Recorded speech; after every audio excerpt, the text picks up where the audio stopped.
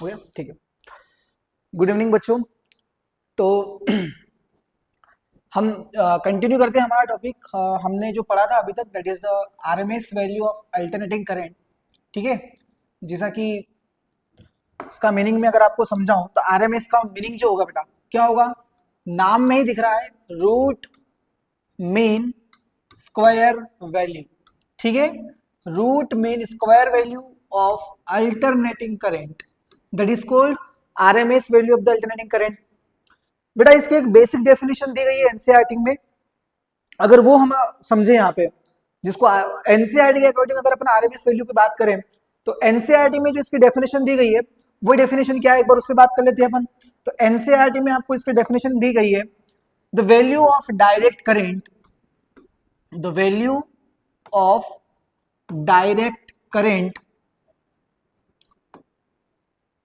Direct current which produce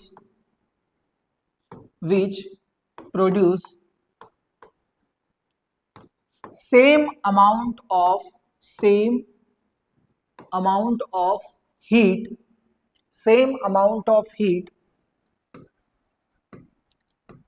as alternating current are produced।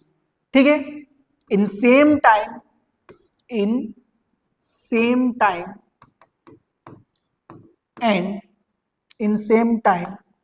and for same resistance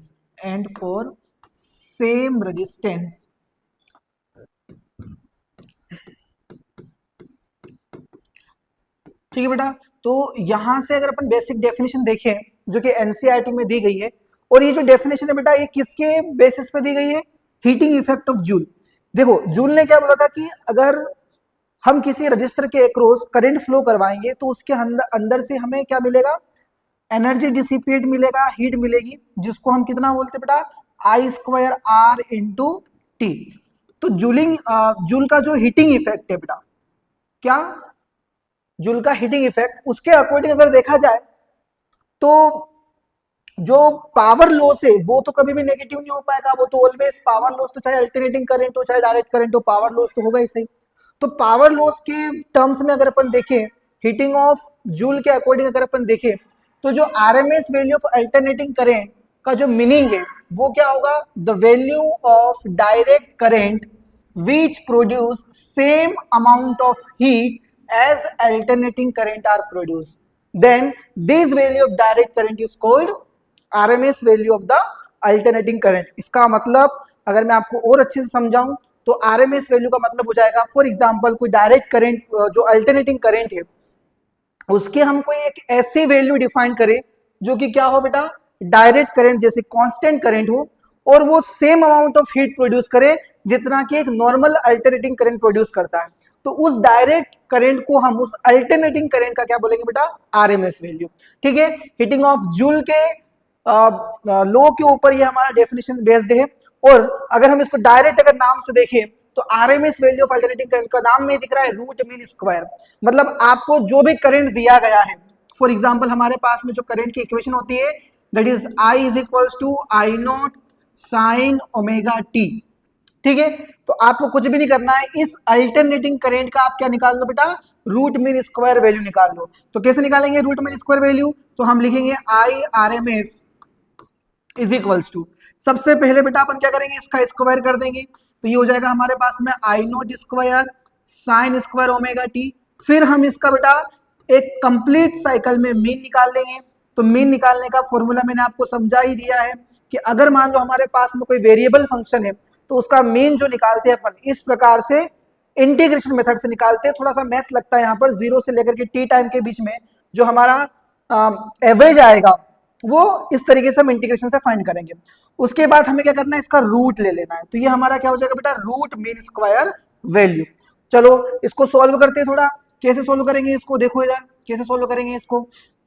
देखो अगर मैं इसका integration करना चाहूं, इस वैल्यू का इंटीग्रेशन करें, अगर मैं इसका रूट मीन स्क्वायर वैल्यू निकालूं तो थोड़ी देर के लिए हम स्क्वायर अंडर रूट को हटाकर इधर स्क्वायर लगा देंगे। ठीक है, तो ये इधर स्क्वायर कर दिया हमने, तो जो आई आर एम एस का स्क्वायर है वो किसके बराबर हो जाएगा, फ्रॉम जीरो से लेकर के टी तक, ये हो जाएगा हमारा आई नोट स्क्वायर और ये हो जाएगा हमारा साइन स्क्वायर ओमेगा टी।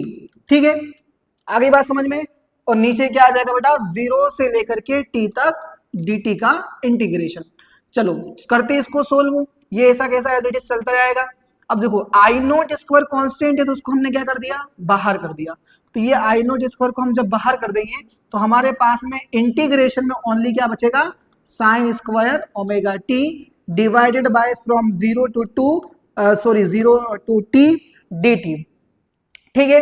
अब देखो यहां से अगर मैं थोड़ा सा ट्रिग्नोमेट्री का फॉर्मूला लगाऊं तो मैं साइन स्क्वायर ओमेगा टी को क्या लिख सकता हूं बेटा, 1/2 1 माइनस कोस 2 ओमेगा टी।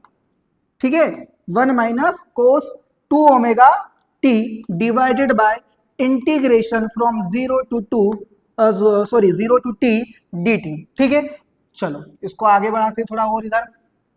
चलो तो देखो अब यहां से क्या हो जाएगा, ये हमारा आई नोट स्क्वायर तो बाहर है ही सही, तो इसको तो बाहर रहने दिया, 1/2 भी बाहर हो जाएगा। ठीक है, इंटीग्रेशन करना है अपने को 0 से लेकर के t तक, किसका, 1 माइनस कोस 2 ओमेगा t का।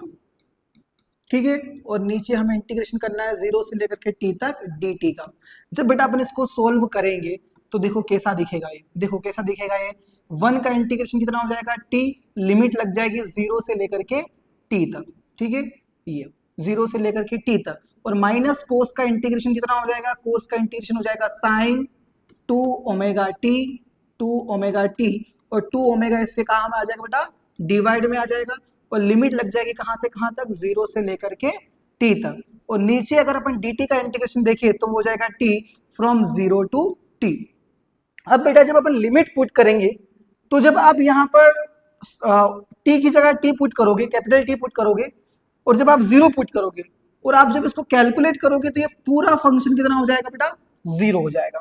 ठीक है, तो हमारे पास में आया आई स्क्वायर आर एम एस की जो वैल्यू निकल के आ रही है वो कितनी निकल के आ रही है, I nought square by 2 into t, और जब हम यहाँ पर पुट करेंगे लिमिट तो भी कितना हो जाएगा, टी से टी कैंसिल हो जाएगा, तो आई आई आर एम एस का स्क्वायर जो आएगा हमारे पास में वो आ जाएगा आई नोट स्क्वायर बाय 2।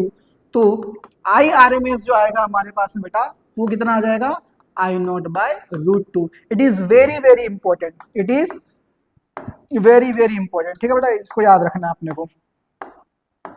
ये जो हमारे पास में यहाँ जो ये फॉर्मूला निकल के आया है बहुत इंपॉर्टेंट फॉर्मूला है आई आर एम एस का। ठीक है, तो अब हमें याद रखना है इसको, आई आर एम एस क्या होता है। आई आर एम एस का मतलब क्या होता है, जो भी हमारे पास में अल्टरनेटिंग करंट हमें दिया गया है उसका क्या निकालना है बेटा, रूट मीन स्क्वायर वैल्यू।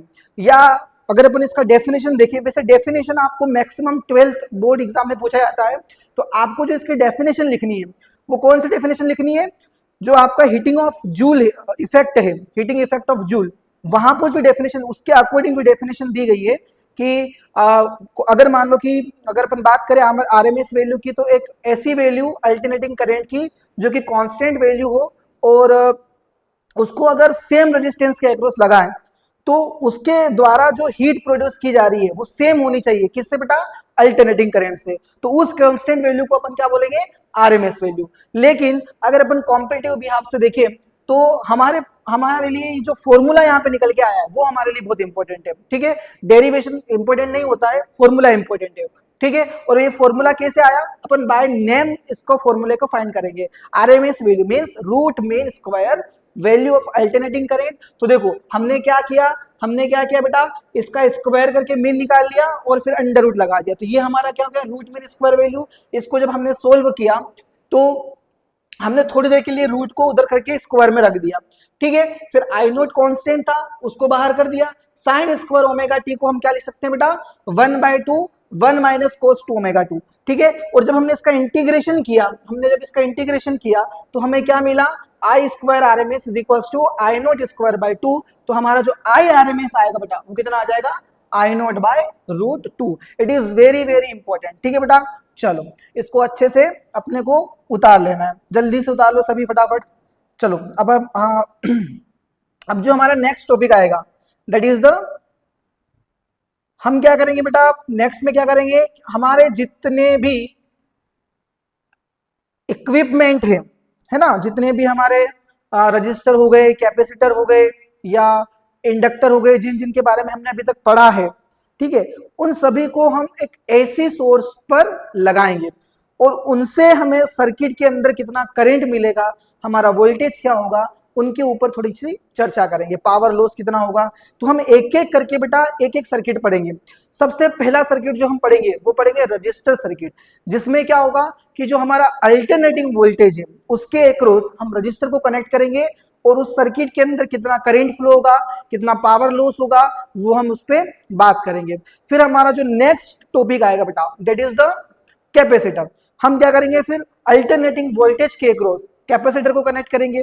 फिर थर्ड टॉपिक होगा हमारा बेटा जिसमें इंडक्टर को हम क्या करेंगे, अल्टरनेटिंग वोल्टेज के अक्रॉस कनेक्ट करेंगे। और इन तीनों का सर्किट डायग्राम, तीनों के सर्किट के अंदर करंट फ्लो जो होगा उसका इक्वेशन क्या होगा, वोल्टेज का इक्वेशन क्या होगा, करंट और वोल्टेज के बीच में डिफरेंस क्या होगा, कितना पावर लॉस होगा, इन सब के बारे में हम पढ़ेंगे। अभी तक जो हमने चैप्टर में पढ़ा है वो क्या पढ़ा है कि अल्टरनेटिंग करंट होता क्या है, अल्टरनेटिंग करंट और डायरेक्ट करंट के बीच में डिफरेंसेस क्या क्या है, ठीक है। इसके बाद जो अल्टरनेटिंग करंट हमें मिला I is equal to I note sine omega t, उसका हमने क्या फाइंड किया बेटा, average value. Average value in half cycle क्या होगा और average value in full cycle क्या होगा। फुल साइकिल में हमने देखा था कि जो हमारा एवरेज मिलता है दैट इज इक्वल्स टू 0, लेकिन जो हमारा हाफ साइकिल में एवरेज मिलता है that is equals to 2I0 by pi, where I0 is the peak value of the alternating current, ठीक है। नेक्स्ट हमारा जो हमने पढ़ा था that is the RMS value of the alternating current. तो क्या मीनिंग होगा आरएमएस वैल्यू का, root mean square value of alternating current, that is called RMS value of alternating current. लेकिन जो बोर्ड के स्टूडेंट है बेटा, उनको अगर आरएमएस वैल्यू की डेफिनेशन पूछी जाए तो हमें कौन सी वाली डेफिनेशन लिखना है, हमें लिखना है कौन सी, heating effect of Joule. Heating effect of Joule के बेस पर जो हमने डेफिनेशन दी है उस डेफिनेशन को लिखना है, जो कि मैंने आपको लिखवाई थी, क्या उसकी डेफिनेशन है, ठीक है। और हमने इस तरीके से फाइंड किया है। तो जो हमारे आरएमएस वैल्यू मिली है that is the I0 by root 2, बहुत इंपॉर्टेंट है बेटा। बहुत सारे क्वेश्चंस प्रीवियस ईयर अगर आप देखोगे नीट जेईई की उठा के, तो वहां पर आपको इससे क्वेश्चंस आरएमएस वैल्यू के क्वेश्चंस मिल जाएंगे, ठीक है। चलो तो अब हम आगे बढ़ते हैं। अब हम क्या करेंगे, अल्टरनेटिंग वोल्टेज के अक्रॉस एक एक अलग अलग अप्लायंसेस अलग अलग इक्विपमेंट को जोड़कर देखेंगे। जैसे हमारा रजिस्टर हो गया, हमारा कैपेसिटर हो गया और इंडक्टर हो गया। तो हम इंडिविजुअल सबके एक एक करके सर्किट पढ़ेंगे। तो जो सबसे पहला सर्किट हम पढ़ने वाले बेटा वो कौन सा पढ़ने वाले हैं, that is the register across alternating voltage. क्या करेंगे बेटा अपन, सबसे पहला जो सर्किट पढ़ेंगे हम वो कौन सा पढ़ेंगे, रजिस्टर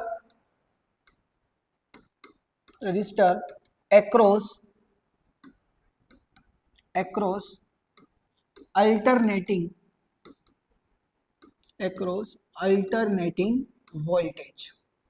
हमारे पास में बेटा कोई एक अल्टरनेटिंग सोर्स है, ठीक है, उसके अक्रॉस हमने क्या कर दिया, एक रजिस्टर कनेक्ट कर दिया। ये हमारा रजिस्टर हो गया, आर रजिस्टेंस है इसका, ठीक है। और इसको हमने कनेक्ट कर दिया किसके साथ में, एक अल्टरनेटिंग वोल्टेज के साथ में, सोर्स अल्टरनेटिंग सोर्स के साथ में, जिसका इक्वेशन क्या होगा बेटा, V0 साइन ओमेगा टी, ठीक है। अब जब हमने इस रजिस्टर को कनेक्ट किया तो हम इस पे बात करेंगे कि इसमें करंट कितना फ्लो होगा। तो जो करंट फ्लो आएगा इसके अंदर, आई जो वैल्यू करंट फ्लो होगा वो क्या होगा। तो देखो जैसा कि हम जानते हैं कि करंट क्या होता है, अपना टोटल पोटेंशियल ड्रॉप अपॉन में टोटल रेजिस्टेंस। अरे रेजिस्टेंस के अक्रॉस जो भी पोटेंशियल ड्रॉप होगा उसको आप टोटल रेजिस्टेंस से डिवाइड कर दो तो हमें क्या मिल जाएगा, करंट। तो आई का फॉर्मूला क्या हो जाएगा बेटा, V बाई आर। तो जब हम यहाँ पर V की वैल्यू रखेंगे तो हमें अल्टरनेटिंग जो वोल्टेज दे रखा है वो कितना दे रखा है, सोर्स का V0 साइन ओमेगा टी। और जब हम इसको रेजिस्टेंस से डिवाइड कर देंगे तो हमारा जो I का वैल्यू मिलेगा वो क्या मिल जाएगा, देखो ये जो कांस्टेंट वैल्यू बेटा V0 बाय आर, इसको हम क्या बोल देंगे, I0। तो ये हो जाएगा हमारे पास में इक्वेशन क्या हो जाएगा करंट का, I0 साइन ओमेगा टी। तो हमें दोनों इक्वेशन मिल गए बेटा। हमें इक्वेशन वोल्टेज की दे रखी थी, पोटेंशियल ड्रॉप की दे रखी थी, V is equal to V0 sine omega t. तो हमने करंट का जो इक्वेशन निकाला, फाइंड किया, वो कितना आया हमारे पास में, I0 साइन ओमेगा टी, ठीक है। तो चलो हम देखो बेटा यहां पर अब हमें करंट की इक्वेशन क्या मिली है, I is equal to I0 sine omega t, और जो हमारा पोटेंशियल डिफरेंस है, सोर्स है हमारा, वो कितना है बेटा, V not sine omega t. अब ये जो बेटा साइन, अब देखो ये तो हमारे पास में कांस्टेंट वैल्यू है आई नॉट और वी नॉट, तो जो करंट डिपेंड कर रहा है वो किस पे डिपेंड कर रहा है, साइन ओमेगा टी, और यहाँ पे किस पे, वोल्टेज किस पे डिपेंड कर रहा है, साइन ओमेगा टी। बेटा इसको अपन फेज बोलते हैं, ये जो हमारा साइन का फंक्शन है इसको हम क्या बोलते हैं, phase of the current and phase of the voltage. तो आप देख रहे होंगे कि यहां से हमें पता चल रहा है कि करेंट और वोल्टेज जो है बेटा, voltage are in same phase, दोनों क्या है बेटा, सेम फेज के अंदर है, दोनों का जो वेरिएबल फंक्शन है दोनों ही क्या है बेटा, साइन ओमेगा टी। तो आई और वी हमारा दोनों क्या हो जाएंगे, सेम फेज में हो जाएंगे। अब इन दोनों वोल्टेज और करंट को हम एक ग्राफ के थ्रू रिप्रेजेंट करते हैं, किसके थ्रू रिप्रेजेंट करते हैं बेटा, ग्राफ के थ्रू। और वो जो ग्राफ के थ्रू इसका जो रिप्रेजेंटेशन है वोल्टेज और करंट का, उसको हम बोलते हैं फेजर डायग्राम। क्या बोलते हैं बेटा, फेजर डायग्राम। तो आओ थोड़ी सी चर्चा कर लेते हैं फेजर डायग्राम के, कि अगर मान लो किसी सर्किट में ओनली रजिस्टर कनेक्टेड है तो उसका फेजर डायग्राम कैसा होता है। ठीक है, तो सबसे पहले अपन बात करते हैं कि होता क्या है फेजर डायग्राम, है ना। तो फेजर डायग्राम का मतलब क्या होता है, तो देखो थोड़ा सा अपन उस पर चर्चा कर लेते हैं, है ना। कभी कभी बोर्ड एग्जाम से पूछ लेता है कि what is the phasor diagram. तो फेजर डायग्राम का मीनिंग समझ लेते हैं। तो फेजर डायग्राम का मतलब होता है, it is a rotating vector. बेटा हम क्या करते हैं, एक रोटेटिंग वेक्टर बनाते हैं, है ना। It is a rotating vector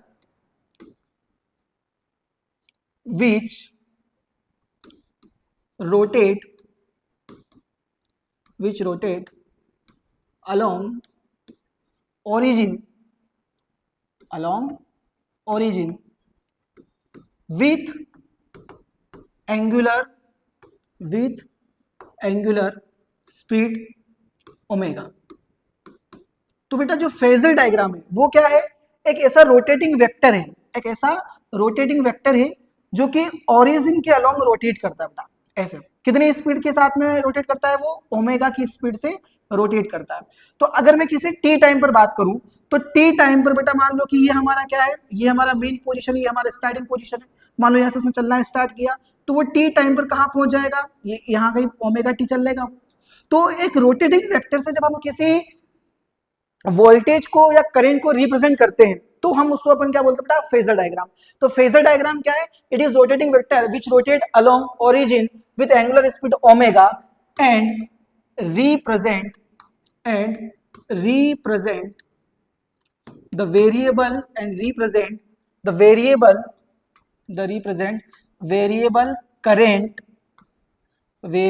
current end voltage. ये बेटा अपने को याद रखना है, ठीक है।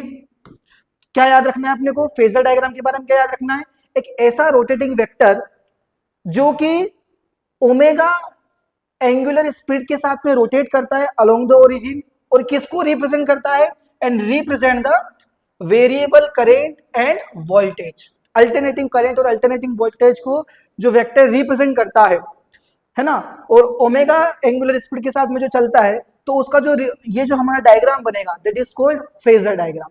आ गई बात समझ में। तो अगर अपन बात करें तो फेजर डायग्राम की ये इंपॉर्टेंट डेफिनेशन है, ये आपको पता होना चाहिए, इंपॉर्टेंट बताइए किसके लिए, 12th क्लास में आपसे पूछ सकता है कि what is the phasor diagram.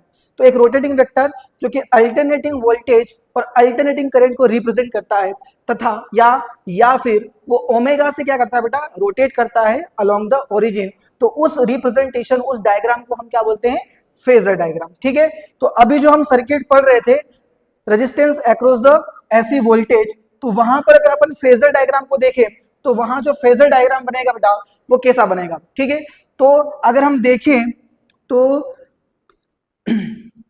हमारा वोल्टेज है बेटा, वो फॉर एग्जांपल यहां कहीं है, ये हमारा वोल्टेज है, ठीक है। और इसका जो बेटा परपेंडिकुलर, इसका जो वर्टिकल कंपोनेंट होगा वो ऑलवेज इंस्टेंटेनियस वैल्यू को रिप्रेजेंट करेगा। जैसे हम ये हमारे पास में ये हमने किसको रिप्रेजेंट कर रहा है, वोल्टेज को। तो इस वोल्टेज का जो वर्टिकल कंपोनेंट होगा वो किसको रिप्रेजेंट करेगा बेटा, इस अल्टरनेटिंग ईएमएफ, इस अल्टरनेटिंग वोल्टेज को। ठीक है, आप देख रहे होंगे कि जो वोल्टेज है और जो करंट है बेटा वो दोनों ही क्या कर रहे हैं, सेम फेज बना रहे हैं। क्या बना रहे हैं बेटा, सेम फेज। तो both are in same phase, तो अगर मैं इसका फेजर डायग्राम देखूं और अगर वोल्टेज ने इतना फेज बना रखा है, मान लो कि ये वोल्टेज ने ओमेगा टी का फेज बना रखा है, तो करंट भी क्या होगा बेटा, सेम फेज के अंदर होगा। तो करंट भी क्या होगा बेटा, सेम फेज के अंदर होगा। तो हमारा जो करंट का जो रिप्रेजेंटेशन आएगा वेक्टर फॉर्म में, वो भी कहाँ होगा, अलोंग द वोल्टेज। ठीक है, तो इस तरीके से हमारा ये क्या होगा बेटा, फेजर डायग्राम बनेगा। वोल्टेज और करंट को जो रिप्रेजेंट करेगा वो इस तरीके से रिप्रेजेंट करेगा। किसी टी टाइम पर दोनों का जो फेज होगा वो क्या होगा, सेम होगा।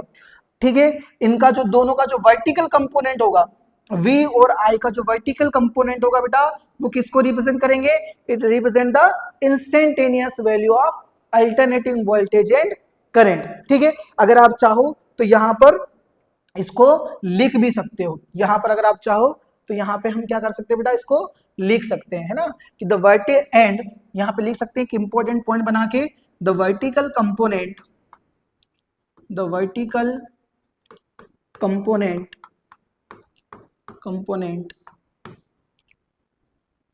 the vertical component of phasor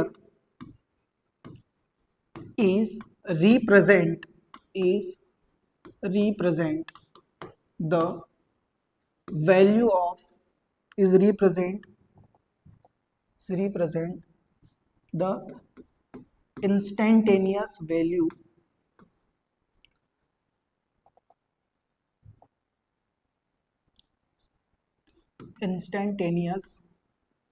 value of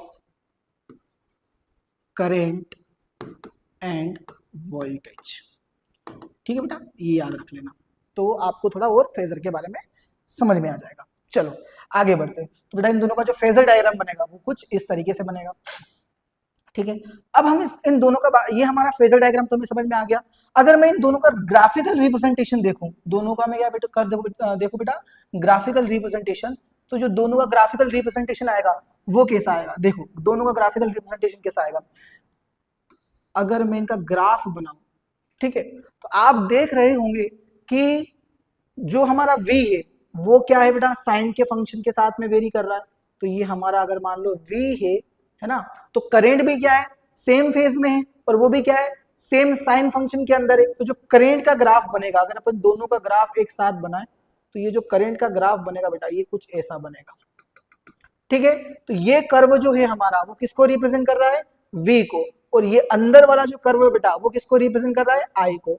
तो इस तरीके से हमें पता होना चाहिए कि अगर किसी रेजिस्टेंस को, अगर किसी रजिस्टर को हम AC वोल्टेज के अक्रॉस अप्लाई करते हैं, तो हमारा करंट का इक्वेशन क्या होगा, उन दोनों के बीच में क्या फेज होगा। आप देख रहे होंगे कि दोनों का फेज सेम है, और इनका जो फेजर डायग्राम बनेगा वो कुछ इस तरीके से बनेगा। ठीक है, और ग्राफिकल रिप्रेजेंटेशन अगर अपन दोनों का देखें, वोल्टेज और करंट का, तो दोनों का ग्राफिकल रिप्रेजेंटेशन कुछ इस तरीके से आएगा। तो बेटा इन सभी के बारे में हमें थोड़ा थोड़ा पता होना चाहिए। ठीक है, ये बहुत इंपॉर्टेंट है कि फेजर डायग्राम क्या होगा, है ना, ग्राफिकल रिप्रेजेंटेशन क्या होगा।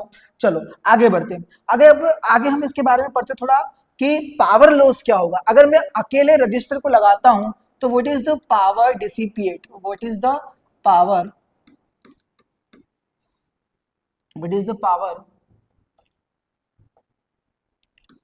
dissipate in circuit. ठीक है, तो देखो जो हमारा पावर होता है बेटा, पावर लॉस जो होता है, that is equals to I square into R. ठीक है, तो देखो आई क्या आया अपने पास में, आई कितना आया अपने पास में sir, that is equals to I nought square sine square omega t into R. ये हमारे पास में क्या हो जाएगा बेटा, पावर लॉस। अब ये जो हमारे पास में पावर लॉस आया बेटा, ये कौन सा पावर लॉस आया है, that is the instantaneous power loss. कौन सा पावर लॉस आया बेटा अपने पास में, ये इंस्टेंटेनियस पावर लॉस। लेकिन अगर आपसे एवरेज पावर लॉस पूछा जाए, क्या पूछा जाए बेटा, एवरेज पावर लॉस या पावर डिसिपिएट इन सर्किट, तो वो कितना होगा। तो जो भी हमारे पास में इन सर्किट, ठीक है, तो जो भी हमारे पास बेटा पावर लॉस आया है उसका आप एवरेज निकाल लो। तो हमारा जो पी एवरेज होगा, that is the representation of P average. तो पी एवरेज होगा बेटा वो कितना हो जाएगा sir, that is equals to I nought square sine square omega t, है ना, इंटू आर, इसका आप क्या निकाल लो बेटा, एवरेज निकाल लो। तो जो कांस्टेंट वैल्यू है आई नॉट स्क्वायर इंटू आर वो तो बाहर हो जाएगी, तो हमें ओनली किसका एवरेज निकालना है बेटा, साइन स्क्वायर ओमेगा टी का आपको क्या निकालना है, एवरेज। जब आप साइन स्क्वायर ओमेगा टी का एवरेज निकालते हो तो बेटा वो साइन स्क्वायर ओमेगा टी का एवरेज निकालोगे तो कितना आएगा साइन स्क्वायर ओमेगा टी का एवरेज, बताओ जल्दी से, what is the average of sine square omega t, कितना आएगा, जीरो। कितना आ जाएगा बेटा, जीरो। तो ये हमारा I nought square into R into इसका अपन टोटल एवरेज निकालेंगे तो वो कितना आ जाएगा बेटा, जीरो। तो हमारे पास में जो टोटल पावर लॉस आएगा that is equals to zero. आगे बात समझ में? तो ये आप सभी को आई होप समझ में आया होगा कि अगर हम एक रजिस्टर को एक ऐसी वोल्टेज के अक्रॉस लगाते हैं तो हमारा करंट का जो इक्वेशन होता है वो क्या होगा, ठीक है। इसके अलावा फेजर डायग्राम क्या होगा, ठीक है। और क्या समझ में आया बेटा अपने को कि उसका ग्राफिकल रिप्रेजेंटेशन कितना होगा और पावर लॉस हमारा क्या आएगा, ठीक है। जल्दी से आप इसको नोट कर लो, जल्दी से फटाफट।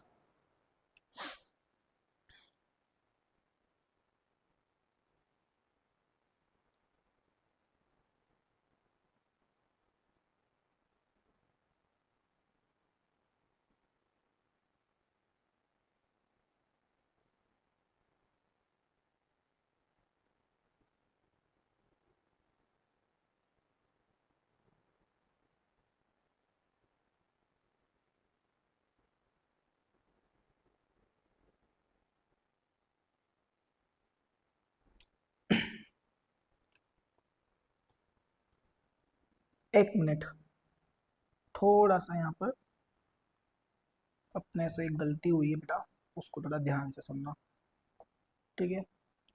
ये गलत कर दिया आपने थोड़ा सा इसको, चलो तो इसको थोड़ा डबल से कर लेते हैं। तो पावर एवरेज निकाले अगर अपन, P average loss in circuit, ठीक है। तो एवरेज पावर लॉस की अगर अपन बात करें तो पी एवरेज जो होगा वो कितना हो जाएगा, तो इस तरीके से अपन क्या करते हैं बेटा, एवरेज पावर को रिप्रेजेंट करते हैं।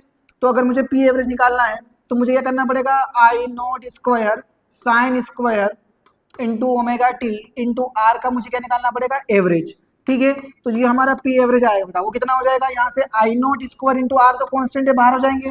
तो ओनली आपको एवरेज किसका फाइंड करना है बेटा, साइन स्क्वायर ओमेगा टी। और जब भी आप साइन स्क्वायर ओमेगा टी का एवरेज फाइंड करते हो तो वो वैल्यू आती है बेटा 1/2। कितनी वैल्यू आती है, 1/2। तो किसी भी रजिस्टर के अक्रॉस जो हमारा एवरेज पावर लॉस होता है वो कितना होता है बेटा, that is equals to I nought square into R by 2। इसको थोड़ा और अगर अपन अच्छे से लिखना चाहे तो मैं इसको लिख सकता हूं, क्या लिख सकता हूं बेटा, आई नोट बाय √2, है ना, आई नोट बाय √2 इंटू, इसको मैं एक और बार लिख सकता हूं, आई नोट बाय √2 इंटू आर, ठीक है। तो आई नोट को मैं क्या लिख सकता हूं बेटा, आई नोट को मैं क्या लिख सकता हूं, so that is equals to V note by R into √2 into I nought by √2 into R. एक आर ने एक आर को कैंसिल कर दिया तो हमारे पास में जो बेटा पावर लॉस का फॉर्मूला आ जाएगा बेटा, वो कितना हो जाएगा, that is equals to V R M S into R M sorry V R M S into I R M S, ठीक है। तो ये फॉर्मूला जो हमारे पास में निकल के आया है, it is very very very important formula, है ना। ये हमें पता होना चाहिए कि अगर मैं कोई रेजिस्टेंस लगाता हूं, if we having only register across the AC voltage then the average power loss in the circuit is equals to VRMS into IRMS, ठीक है। कितना होगा बेटा, I nought square into R by 2। ये दोनों फॉर्मूले अपने को दोनों तरीके से पता होना चाहिए, दोनों ही हमारे लिए बहुत बहुत इंपॉर्टेंट फॉर्मूले यहाँ से निकल के आते हैं, ठीक है। तो यार इनको जल्दी से उतार लो कि हमारा जो पावर डिसिपेट होगा जब हम एक रजिस्टर लगाएंगे एक ऐसी वोल्टेज के अक्रॉस, तो जो पावर डिसिपेशन आएगा हमारे पास में, इंस्टेंटेनियस पावर डिसिपेट कितना होगा, तो इतना होगा। एवरेज पावर लॉस कितना आएगा, एवरेज पावर डिसिपेट कितना होगा, तो सर ये आएगा I nought square by 2 into R. और अगर अपन आरएमएस वैल्यू में इसके अगर हम आरएमएस वैल्यू में इसकी वैल्यू देखें तो हमारे पास में जो पी एवरेज आएगा that is equals to V R M S into I R M S, ठीक है। जल्दी से उतार लो इसको, फिर आगे बढ़ते हैं अपन। जल्दी से फटाफट इसको जल्दी से उतार लो पॉज करके, फिर अपन आगे बढ़ेंगे। अब हमारा जो नेक्स्ट सर्किट होगा that is the capacitor across the AC voltage. ठीक है,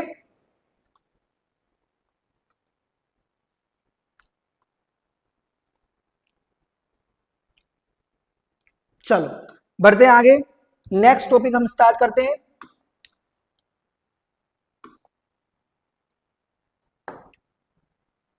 next one is the capacitor across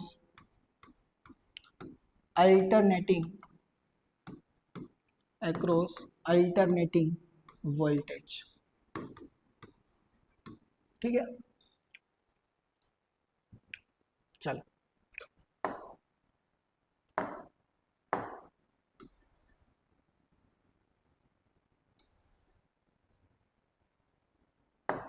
तो देखो हमारे पास में बेटा क्या है, एक एसी सोर्स है ना। फिर से वही कहानी चालू करेंगे अपन। हमारे पास में एक एसी सोर्स है इस तरीके से, जिसकी इक्वेशन हमें दी गई है V is equals to V not sine omega t.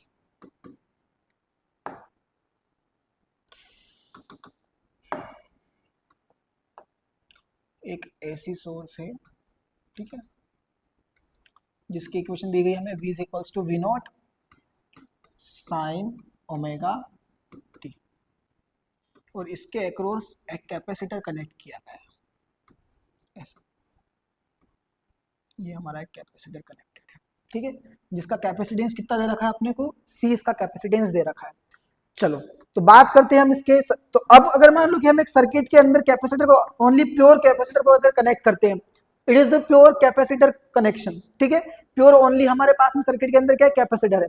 तो अगर हम एक प्योर कैपेसिटर वाला सर्किट अगर अपन लेते हैं, और यहाँ पर जो वोल्टेज है, पोटेंशियल दे रखा है अपने को, सोर्स दे रखा है that is equal to V बराबर V not sine omega t, और हमें करंट चाहिए। करंट की वैल्यू अगर हम फाइंड करें कि what is the amount of current flow in the circuit, तो कैसे फाइंड करेंगे। तो देखो बेटा, अगर देखो जैसे ही हम इस कैपेसिटर को इस वेरिएबल वोल्टेज के अक्रॉस कनेक्ट करेंगे, तो क्या फ्लो होने लगेगा बेटा, करंट। और एक टाइम ऐसा आएगा कि पूरा कैपेसिटर क्या हो जाएगा, चार्ज हो जाएगा, और उसके बाद में जो करंट फ्लो है वो क्या हो जाएगा बेटा, रुक जाएगा।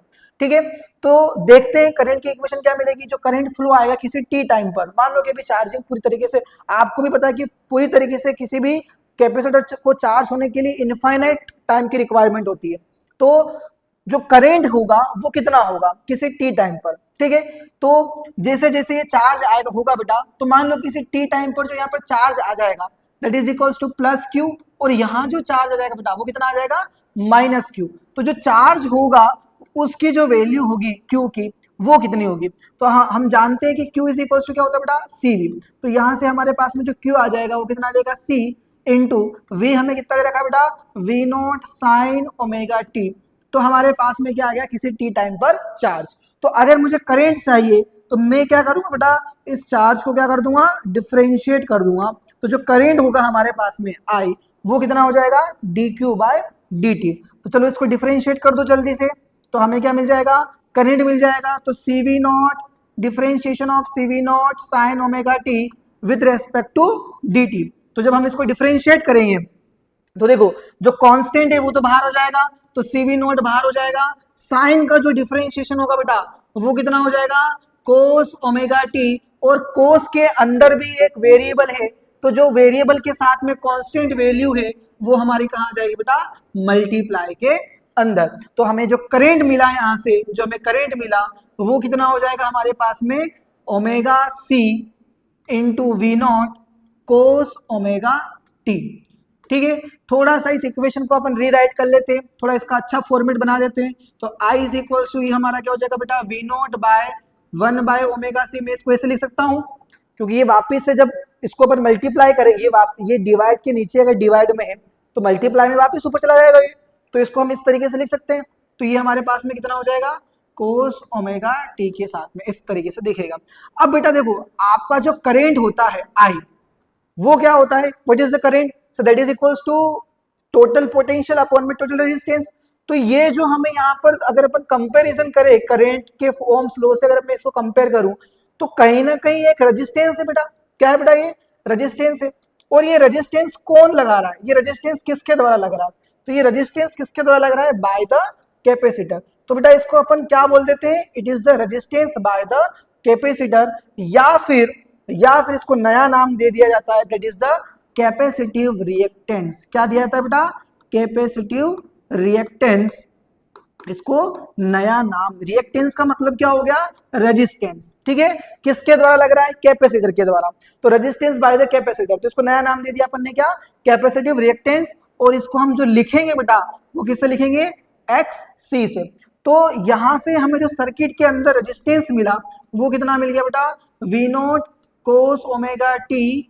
और ये हमें जो करंट मिला बेटा, ये कितना मिला? V note cos omega t by X C. ठीक है, तो आई इज इक्वल टू क्या मिल जाएगा अपने को? I note cos omega t, where I nought की जो वैल्यू है वो कितनी हो जाएगी बेटा अपने पास में? V note by X C, और where X C is the capacitive reactance. ठीक है बेटा, तो हमारे पास में जो कैपेसिटिव रिएक्टेंस का मतलब क्या होता है? तो सर कैपेसिटिव रिएक्टेंस का मतलब ये होता है कि कितना रेजिस्टेंस ऑफर्ड किया जा रहा है बाय द कैपेसिटर। कितना कैपेसिटर एक अपना रेजिस्टेंस लगा रहा है उसको हम क्या बोलते हैं?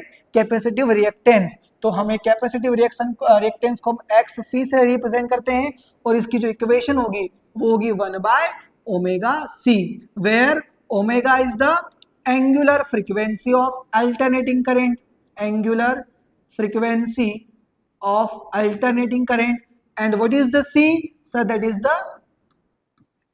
Capacitance of capacitor. आ गई बात समझ में बेटा? ठीक है, तो जब हम एक प्योर कैपेसिटर लगाते हैं किसी अल्टरनेटिंग वोल्टेज के अक्रॉस, तो हमें जो करंट मिलेगा वो कितना मिलेगा? So that is equals to I is equals to I note cos omega t. ठीक है, और जो सर्किट के अंदर रेजिस्टेंस लगेगा कैपेसिटर के थ्रू वो कितना लगेगा बेटा? X C, capacitive reactance, and that is equals to 1 by omega C. और जो हमने वोल्टेज अप्लाई किया था वो कितना किया था हमने? V not sine omega t. तो आप देख रहे होंगे कि हमारा जो करंट है और हमारा जो वोल्टेज है वो दोनों ही क्या है बेटा? अलग अलग फेज में है। तो इन दोनों का देखते हैं फेजर डायग्राम कैसा होगा, है ना? फेजर डायग्राम आपको इससे पहले मैंने बता दिया कि फेजर डायग्राम क्या होता है, जो फेजर डायग्राम क्या होता है जिसमें हम करंट और वोल्टेज को क्या करते हैं बेटा? एक वेक्टर के थ्रू रिप्रेजेंट करते हैं, उनके फेज में डिफरेंशिएट करते हैं कि कैसा उन दोनों का फेज दिखता है, दोनों के बीच में कंपैरिजन करते हैं। ठीक है बेटा, तो देखो अगर आप यहां देखो तो दोनों का फेज क्या बेटा? अलग अलग है। देखो अगर मैं थोड़ा सा यहाँ पर ट्रिग्नोमेट्री लगाऊं बेटा, क्या लगाऊं बेटा? थोड़ा सा मैं यहाँ ट्रिग्नोमेट्री लगाऊं तो आप देख रहे होंगे कि यहाँ जो मैं करंट है उसको ऐसे लिख सकता हूं आई नोट, और कोस को मैं क्या लिख सकता हूं बेटा? Sign omega t minus sign omega t plus pi by 2। कितना लिख सकता हूं बेटा? Sign omega t plus pi by 2। ठीक है, omega t plus pi by 2, क्योंकि सेकेंड क्वाड्रेंट में हमारा क्या होता है? साइन पॉजिटिव होता है। ठीक है, और हमें क्या चाहिए? कॉस चाहिए, और वो भी पॉजिटिव में चाहिए। तो मैं इसको क्या लिख सकता हूं बेटा? I note sine omega t plus pi by 2। ठीक है, तो अगर आप अब देखो आपका यहां पर भी साइन है, यहां पर भी साइन है। ठीक है, और ये जो आपका फेज है बेटा, जो आपको ये फेज दिख रहा है यहां पर ओमेगा टी है, लेकिन यहां पर जब आप फेज देखोगे तो that is the omega t plus pi by 2। मतलब ये है कि आपका जो वोल्टेज है उससे हमारा जो करंट है वो पाई बाय 2 फेज क्या बेटा? आगे है। तो अगर मैं इसका फेजर डायग्राम बनाऊं तो इसका फेजर डायग्राम जो आपके सामने दिखेगा वो कुछ इस तरीके से दिखेगा। अगर हमारा वोल्टेज बेटा यहाँ है, ये अगर हमारा मान लो वोल्टेज V दे रखा है, ये किसी t टाइम पर ओमेगा t पर है, तो हमारा जो करंट होगा वो क्या करेगा बेटा? इसको वोल्टेज को लीड करेगा। क्या करेगा बेटा? लीड करेगा। तो हमारा जो करंट होगा वो यहाँ कहीं होगा, और ये कितना आगे होगा बेटा? इससे पाई बाय 2 आगे होगा। तो जो फेजर डायग्राम बनेगा अक्रॉस अ प्योर कैपेसिटर वो इस तरीके से बनेगा। है ना। ये हमारा क्या होता है बेटा, ये हमारा क्या होता है, फेज ऑफ द फंक्शन, है ना। तो अगर आप यहाँ पर करेंट का फेज देखो, अगर दोनों को हम सेम साइन के फंक्शन के साथ लें, तो यहाँ पर साइन का जो फेज है that is the omega t plus pi by two, और यहाँ पर अगर अपन साइन का फेज देखें तो that is equals to omega t. तो अगर मान लो कि वोल्टेज है वो किसी टी टाइम पर ओमेगा टी फेज पर है, तो जो करेंट होगा वो उसे टी टाइम पर क्या करेगा बेटा, इससे वोल्टेज से पाई बाय टू आगे होगा। तो यहां से हमें याद रखना है कि प्योर कैपेसिटर के अंदर करंट जो होता है बेटा वो क्या करता है, लीडिंग करता है। क्या करता है बेटा, लीड करता है किसको, वोल्टेज को। और जो वोल्टेज होता है बेटा वो क्या करता है, लैगिंग करता है, कितने से, पाई बाय टू फेज से लैगिंग करता है। तो करंट लीडिंग करेगा और जो आपका वोल्टेज है बेटा वो क्या करेगा, लेगिंग करेगा। तो इन दोनों का जो फेजर डायग्राम हमें दिखेगा वो इस तरीके से दिखेगा। चलो आगे बढ़ते हैं, इन दोनों का ग्राफिकल रिप्रेजेंटेशन देख लेते हैं थोड़ा सा कि दोनों का ग्राफिकल रिप्रेजेंटेशन कैसा होगा। ग्राफिकल रिप्रेजेंटेशन कैसा होगा दोनों का, तो ग्राफ अगर हम बनाए तो साइन और सॉरी अगर अपन ग्राफ बनाए किनके किनके बीच का, अगर मैं ग्राफ बनाऊं वोल्टेज और करंट के बीच में, तो फॉर एग्जांपल मान लो कि वोल्टेज एक ऐसा साइनसोइडल कर्व बना रहा है इस तरीके से, तो आपका करंट क्या कर रहा है बेटा, उसको लीड कर रहा है। तो जो करंट का ग्राफ बनेगा वो कैसा बनेगा, करंट का ग्राफ इस तरीके से पाई बाय टू से बेटा वो क्या करेगा, इसको लीड करेगा। ठीक है, पाई बाय टू से वो क्या करेगा, इसको लीड करेगा। और करंट की वैल्यू हमेशा वोल्टेज से थोड़ी कम होती है बेटा, पीक वैल्यू। तो ये कुछ इस तरीके से बनेगा। ठीक है, तो ये हमारा क्या हो गया बेटा, वोल्टेज, और ये हमारा क्या हो गया बेटा, करंट। तो दोनों का जो ग्राफिकल रिप्रेजेंटेशन होगा वो इस तरीके से दिखेगा। चलो जल्दी से उतार लो इस फटाफट।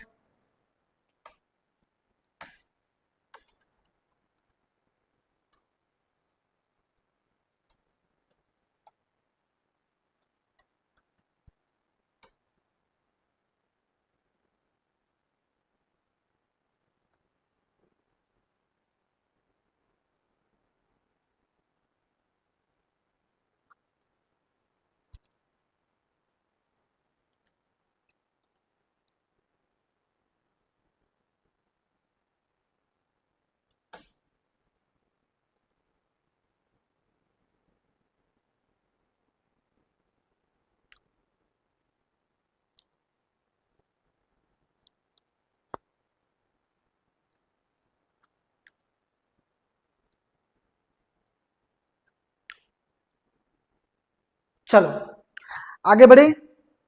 चलो तो आगे बढ़ते हैं हम, अगला जो नेक्स्ट टॉपिक है बेटा वो क्या है इसमें, कैपेसिटर के अंदर हम आगे बढ़ते हैं कितना, पावर लॉस पे थोड़ी बात कर लेते हैं कि पावर लॉस क्या होगा, है ना। पावर लॉस पे हम थोड़ा सा बात कर लेते हैं। चलो पावर लॉस पे बात कर लेते हैं थोड़ा सा बेटा।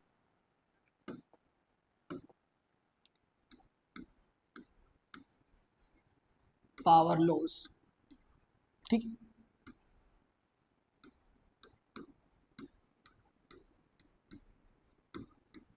Across capacitor. चलो ये पावर लॉस अक्रॉस कैपेसिटर, कितना पावर लॉस होगा, या एक काम करते हैं इसको थोड़ा अलग हेडिंग डाल देते हैं, पावर लॉस का हेडिंग डाल दो अब। तो पावर लॉस कितना होगा प्योर कैपेसिटर में, ठीक है, पावर लॉस। ठीक है, पावर लॉस पे बात करते हैं अपन। तो देखो P इज इक्वल्स टू क्या होगा अपना, P का जो फॉर्मूला होगा वो क्या होगा, आई स्क्वायर इंटू आर, है ना। या फिर अपन इसको ऐसे भी लिख सकते हैं, P is equals to V into R, V into I, potential into current, है ना।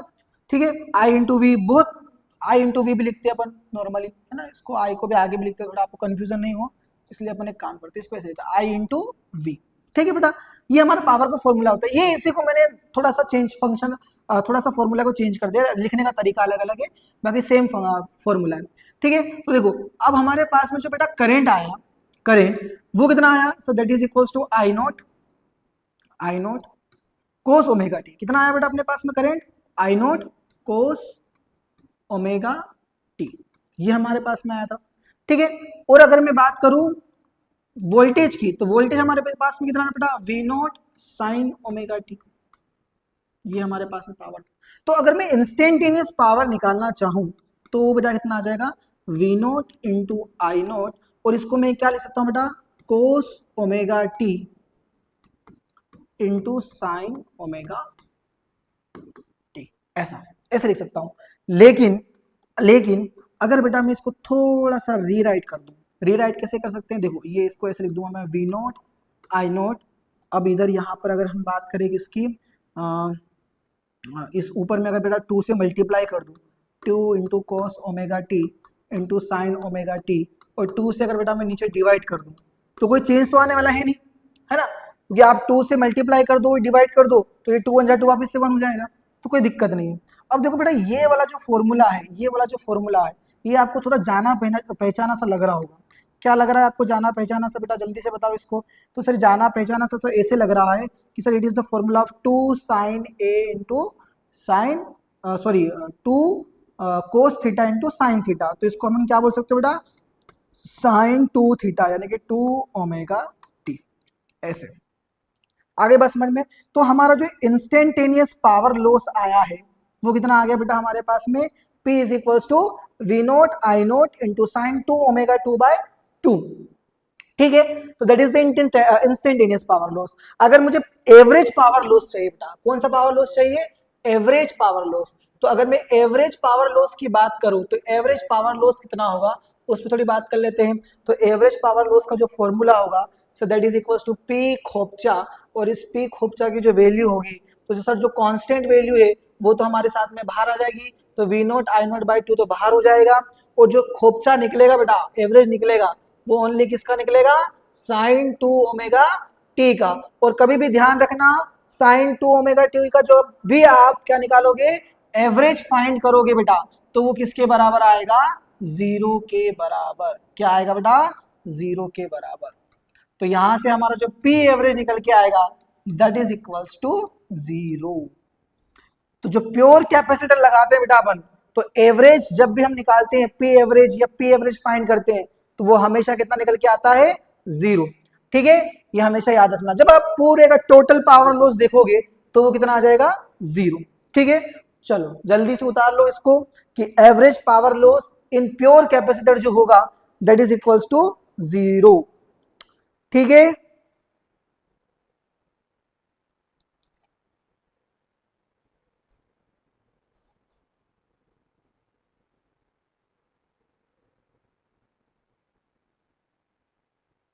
एवरेज पावर लॉस जो होता है इन प्योर कैपेसिटर वो कितना होता है बेटा, 0 होता है। ठीक है, आपको सब कुछ समझ में आना चाहिए कि कैसे फेजर डायग्राम बनाते हैं, ग्राफिकल रिप्रेजेंटेशन कैसे करते हैं इनको, है ना। इसके अलावा और क्या आना चाहिए अपने को, पावर लॉस कितना होगा, रेजिस्टेंस में आपने पावर लॉस देखा था कितना था, V R M S into I R M S. लेकिन वहीं अगर आप करें आप प्योर कैपेसिटर में देखोगे तो पावर लॉस कितना हो जाएगा, 0। एवरेज पावर लॉस कितना हो जाएगा, 0। ठीक है, याद रखना है अपने को। चलो आगे बढ़ते हैं। अब हमारा जो नेक्स्ट सर्किट है, अभी इससे पहले अपन ने क्या देखा बेटा, रेजिस्टेंस वाला सर्किट देखा, रजिस्टर सर्किट देखा, फिर हमने कैपेसिटर वाला प्योर कैपेसिटर वाला सर्किट देखा। अब जो हम नेक्स्ट टॉपिक पढ़ेंगे that is the pure inductive circuit. कौन सा पढ़ेंगे बेटा, प्योर इंडक्टिव सर्किट। तो अगर हम प्योर इंडक्टिव सर्किट, ठीक है, तो अब हम क्या करेंगे, एक इंडक्टर लेंगे बेटा, इंडक्टर, ठीक है, और उसको हम किसके अक्रॉस लगाएंगे, एक एसी वोल्टेज के अक्रॉस ऐसे लगा देंगे। ठीक है, कितना दे रखा है अपने को, एसी वोल्टेज दे रखा है, मान लो अपने को V not sine omega t, ये हमें एसी वोल्टेज दे रखा है। तो आपको फाइंड करना है कि इसके अंदर कितना करंट फ्लो हो रहा है, करंट और वोल्टेज दोनों के बीच में क्या फेज है ना। इस तरीके से अपने को फाइंड करना है क्या पावर लॉस होगा, एवरेज पावर लॉस कितना होगा, इंस्टेंटेनियस पावर लॉस कितना होगा। तो हम इस आज अभी जो हम इस टॉपिक में जो पढ़ेंगे वो प्योर इंडक्टर को पढ़ेंगे। अगर प्योर इंडक्टर को किसी अल्टरनेटिंग वोल्टेज के अक्रॉस अप्लाई किया जाए तो वो किस तरीके से सर्किट में किस तरीके से करंट फ्लो होता है, कितना पावर लॉस होता है, उस पर थोड़ा बात करते हैं। ठीक है बेटा, तो देखो अगर मैं यहाँ पर किरचॉफ्स लॉ की बात करूं, मैं आपको नॉर्मली एनसीईआरटी में जो डेरिवेशंस दे रखे हैं उन्हीं डेरिवेशंस को आपको बता रहा हूं। ठीक है, कोई अलग से अपना डेरिवेशन नहीं है, ताकि आप एक ही बुक स्टैंडर्ड बुक लेके चलते हैं अपन एनसीईआरटी। ठीक है, एनसीईआरटी के बुक के अपन डेरिवेशन पे बात करें, उसके ऊपर बात करेंगे। ठीक है, तो अगर मैं यहाँ से बात करूं कि टोटल पोटेंशियल जो यहाँ पर होगा इसके एक्रॉस कितना पोटेंशियल ड्रॉप होगा, वो अगर अपन इसका पूरे का इक्वेशन बनाए तो अपने नॉर्मली अगर किरचॉफ्स लॉ लिखे, नॉर्मल अगर किरचॉफ्स लॉ लिखे बेटा अपन, तो कैसे लिखेंगे? तो देखो किरचॉफ्स लॉ क्या बोलता है कि जो टोटल पोटेंशियल ड्रॉप है अक्रॉस द सर्किट वो कितना होना चाहिए, जीरो होना चाहिए, ये अपन सभी मानते हैं। तो मान लो कि यहाँ जो पोटेंशियल ड्रॉप हो रहा है that is equals to V, और यहाँ पर जो पोटेंशियल ड्रॉप हो रहा है वो इन सभी का सम कितना होना चाहिए बेटा, जीरो के बराबर होना चाहिए। अब यहाँ पर जो पोटेंशियल बनता है उसको हम क्या लिखते हैं, minus of L into D I by d T. Sir ये कैसे समझ में, ये हमें समझ में नहीं आया बेटा, इसके लिए आपको पढ़ना पड़ेगा इलेक्ट्रोमैग्नेटिक इंडक्शन, ठीक है? नहीं इलेक्ट्रोमैग्नेटिक इंडक्शन, इलेक्ट्रोमैग्नेटिक इंडक्शन, ठीक है? एक इंडक्टर अगर मान लो हम लगाते हैं तो उसके एक्रॉस पोटेंशियल ड्रॉप होता है वो कितना आता है, minus of L d I by d t. तो ये हो जाएगा हमारे पास में v minus L d I by d t is equals to zero. तो बेटा हमारे पास में जो v इज इक्वल्स टू आ जाएगा that is equals to L d I by d t. इतना हमारे पास में यहाँ पर क्या होगा बेटा, पोटेंशियल ड्रॉप होगा, ठीक है? तो देखो यहां से बेटा अगर मैं di को एक तरफ रखूं और बाकी सबको एक तरफ करूं, तो di अगर एक तरफ कर देते हैं तो बाकी क्या हो जाएगा बेटा, ये अपने पास में v by L into D T, ठीक है? तो देखो अब मुझे अगर मान लो टोटल करंट चाहिए तो मैं क्या कर दूंगा, दोनों को इंटीग्रेट कर दूंगा। तो जब मैं दोनों को इंटीग्रेट करूंगा तो di को इंटीग्रेट करूंगा तो क्या मिलेगा मुझे, अगर मैं di को इंटीग्रेट करूंगा तो क्या मिलेगा मुझे, अगर di को इंटीग्रेट करेंगे तो टोटल करंट मिल जाएगा, ठीक है?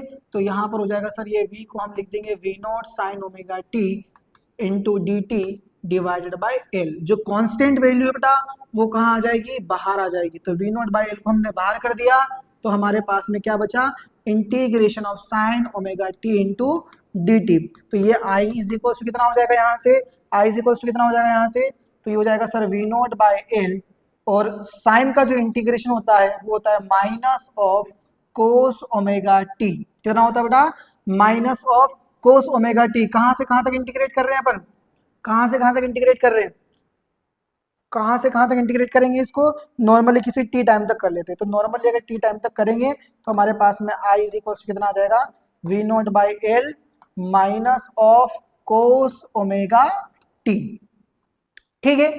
चलो अब देखो हमारे पास में बेटा ये करंट की इक्वेशन निकल के आ गई, क्या आ गई हमारे पास में, ये करंट की इक्वेशन। वोल्टेज की इक्वेशन हमें क्या दी गई थी, वोल्टेज की इक्वेशन हमें क्या थी, गिवन थी, वोल्टेज की इक्वेशन हमें गिवन थी v is equal to V not sine omega t. तो हमें जो करंट की इक्वेशन मिली है, करंट की इक्वेशन वो क्या मिली है, i is equal to V not by L minus of cos omega t. ये हमें करंट की इक्वेशन मिली है, ठीक है? तो जब हमें ये करंट की इक्वेशन मिली है तो मैं थोड़ा सा इसको रीराइट कर लेता हूं। तो देखो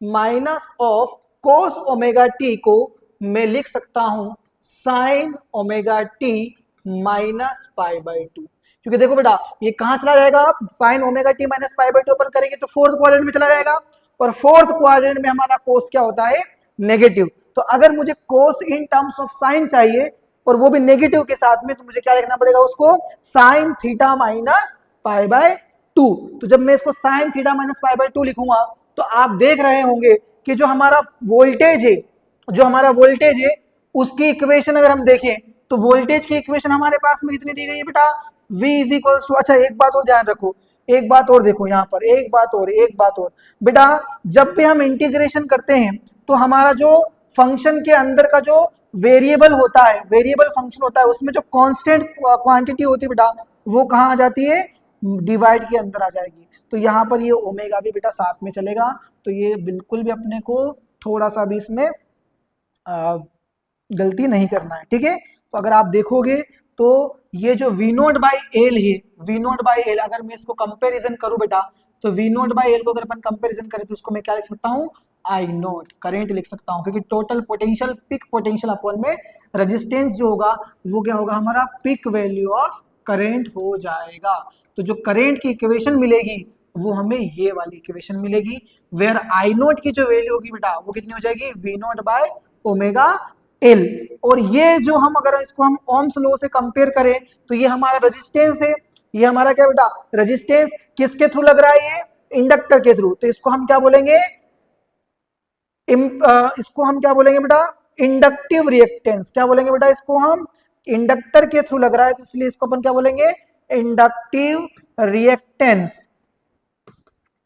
और इसका जो नोटेशन होगा, इसको रिप्रेजेंट करेंगे, वो कैसे करेंगे बेटा अपन, XL से। तो हमारे पास में जो इंडक्टर के द्वारा जो रेजिस्टेंस लगाया जा रहा है उसको हम क्या बोलेंगे, इंडक्टिव रिएक्टेंस, और उसका फॉर्मूला होगा omega into L, where omega is the angular frequency and L is the inductance. आगे बात समझ में बेटा आ रहा है, सब कुछ समझ में। तो हमें जो यहां से एक नया टर्म मिला, that is the inductive reactance. क्या होता है इंडक्टिव रिएक्टेंस का मतलब, इंडक्टर के द्वारा लगाया गया रेजिस्टेंस, जिसको अपन काय से रिप्रेजेंट करेंगे बेटा, XL से, और इसका फॉर्मूला कितना होगा, ओमेगा इंटू एल। ठीक है, चलो। तो अगर पूरा अगर हम इसको समराइज करें तो क्या इससे हमने क्या सीखा, कि अगर कोई इंडक्टर है, अगर वो मान लो किसी ऐसी वोल्टेज के अक्रॉस लगाया जाता है, तो उसमें जो करेंट फ्लो होगा, उस करेंट फ्लो की जो इक्वेशन मिलेगी बेटा, वो हमें कितनी मिलेगी, I nought sine omega t minus pi by 2। ठीक है, देखिए इक्वेशन मिलेगी हमें, और हमें जो एक कांस्टेंट क्वांटिटी मिलेगी यहां से, that is the inductive reactance, जिसको हम XL बोलेंगे, जिसका मतलब होता है कि कितना रेजिस्टेंस लगा रहा है एक इंडक्टर। ठीक है, इसको हम XL से रिप्रेजेंट करते हैं। चलो आगे बढ़े, आगे बढ़े बेटा, इसका फेजर डायग्राम देख लेते हैं। तो इसका जो फेजर डायग्राम बनेगा वो कैसा बनेगा, तो देखो हमें जो V नोट गिवन था, V जो गिवन था that is equals to V naught sine omega t, और जो करंट आया है that is equals to I note sine omega t minus pi by 2। ठीक है बेटा, तो इसका जो साइन, दोनों साइन फंक्शन में, लेकिन साइन का जो यहाँ फेज है that is the omega t, और साइन का जो यहाँ फेज है करंट में that is the omega t minus pi by 2। तो अगर मैं बेटा, अगर मैं इसका ग्राफ बनाऊं तो इसका ग्राफ कैसा दिखेगा, इसका ग्राफ कैसा दिखेगा, थोड़ा सा चर्चा कर लेते हैं बेटा इस पे, इसका ग्राफ कैसा दिखेगा। ठीक है, तो ग्राफ जो बनाएंगे, तो ग्राफ अगर मैं सर वोल्टेज को किसी टी टाइम पर रिप्रेजेंट करूं कुछ इस तरीके से, है ना, अगर मैं वोल्टेज को किसी टी टाइम पर रिप्रेजेंट करूं तो वो ये ऐसे कुछ एक फेज बनाएगा। कितने से, टी टाइम पे कितना फेज बनाएगा बेटा, वो टी टाइम पे कितना फेज बनाएगा, टी टाइम पे कितना फेज बनाएगा, that is equals to omega t. अगर ये हमारा V का फेजर है, तो हमारा जो करंट होगा वो क्या होगा बेटा, पाई बाय 2 फेज से पीछे होगा, पाई बाय 2 फेज से पीछे होगा। तो जो करंट का जो फेज बनेगा वो कैसा बनेगा, इस तरीके से, पाई बाय 2 क्या होगा बेटा, वो पीछे होगा।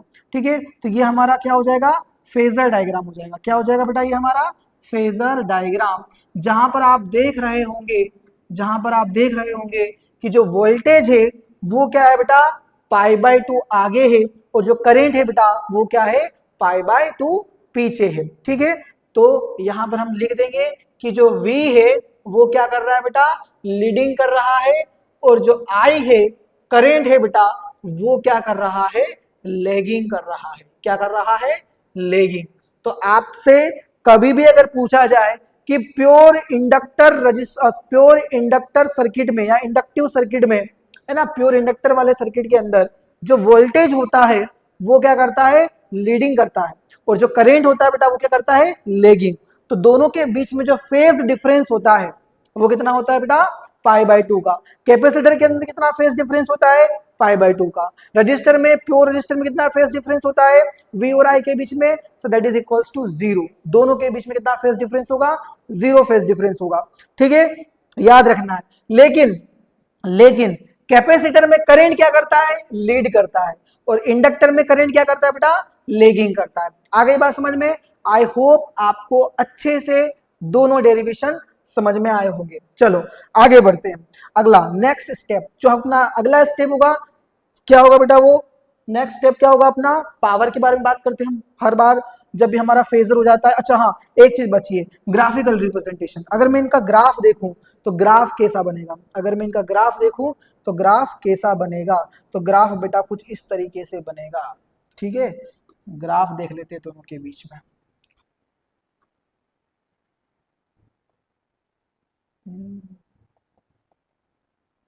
ग्राफ कैसा बनता है, ग्राफ देख लेते हैं अपन इनका। ठीक है, तो ये अगर हमारा पोटेंशियल है बेटा, ये अगर हमारा पोटेंशियल है ना, ये अगर हमारा किसको रिप्रेजेंट कर रहा है बेटा, पोटेंशियल को रिप्रेजेंट कर रहा है, V not sine omega t को, तो हमारा करंट क्या होगा बेटा, लैगिंग करेगा। तो करंट का ग्राफ काई से बनाए, काई से बनाए, काई से बनाए, चलो ये येलो ले लेते हैं, नहीं थोड़ा चेंज करते हैं, ये ले लेते हैं, ठीक।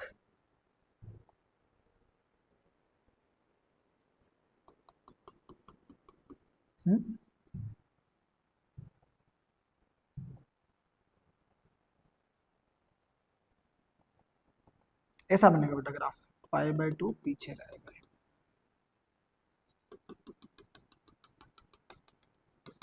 नहीं नहीं थोड़ा सा गलत बन गया, इसको अलग कलर से ना, तो वैसे भी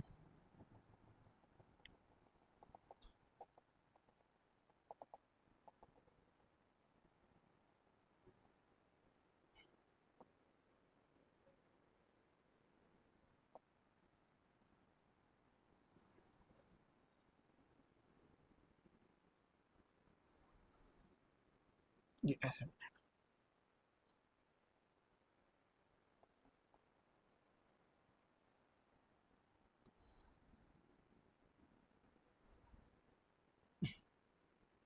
ठीक है,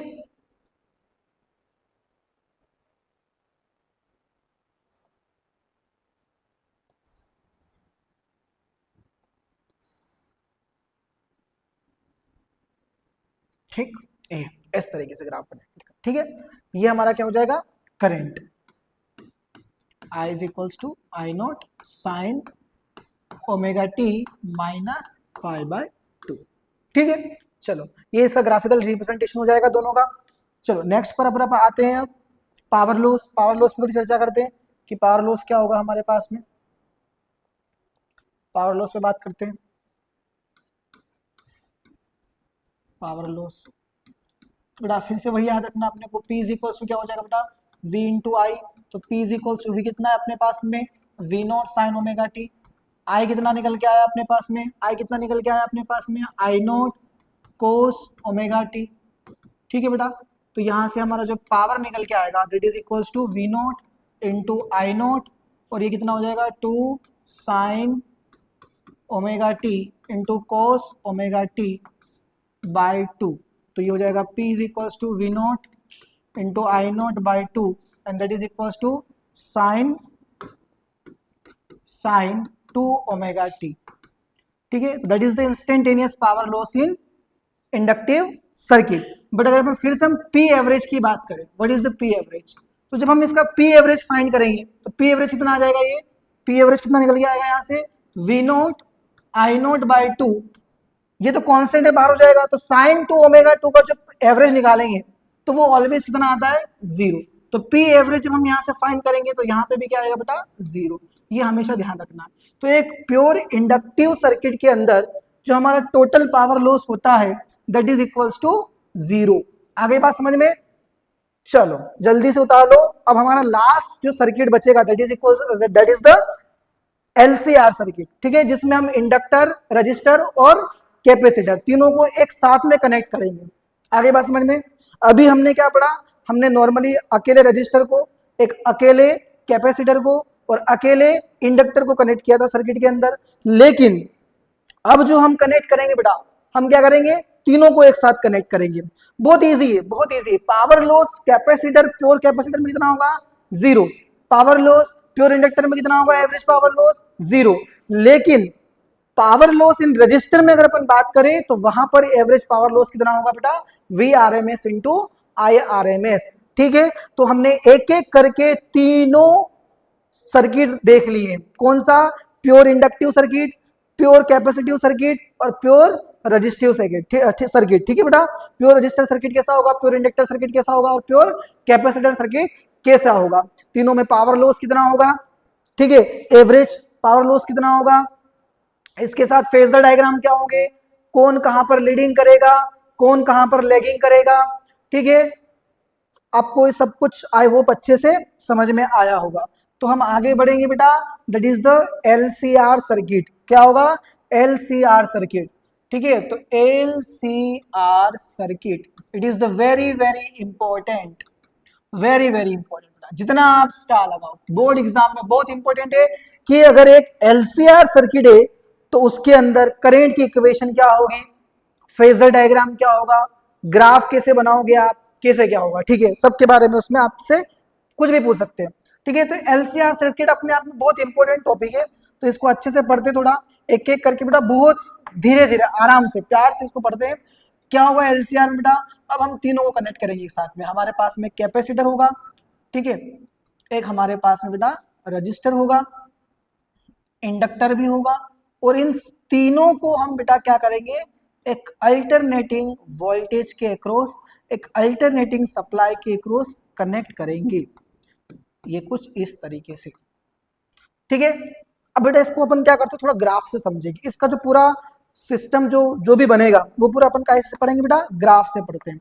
चलो, तो अगर बेटा मैं यहाँ पर ग्राफ बनाऊं तो ग्राफ कैसा बनेगा, थोड़ी देर आप बिल्कुल शांति से इसको सुनना, ठीक है, उसके बाद आपको अगर कुछ समझ में नहीं आए तो आप मुझे बताना, ठीक है। चलो इसका ग्राफ बनाते बेटा।